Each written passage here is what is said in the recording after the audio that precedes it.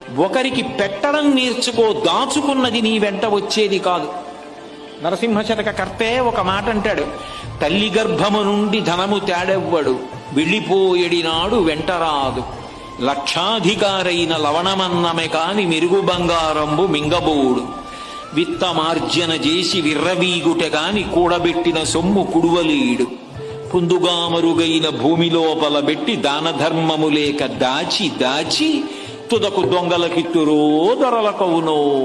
తేనెజుంటీ గలీయవా తెరువరులకు, భూషణ వికాస శ్రీధర్మపుర నివాస దుష్ట సంహార నరసింహ దురిత దూరా. తల్లి కడుపులోంచి వచ్చినప్పుడు తెచ్చుకున్నది ఏదీ లేదు.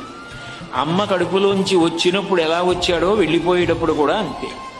ఒంటి మీద ఆఖరణ కప్పినటువంటి నూలు బట్ట కూడా లాగేస్తారు. లాగేసి తీసుకెళ్లి కట్టెల మీద పడుకోబెట్టి వెలిగించేస్తాడు. ఒంట్లో ఉన్న నెత్తురంతా ముద్దలు ముద్దలుగా కట్టెల మధ్యలోంచి పడిపోతుంది.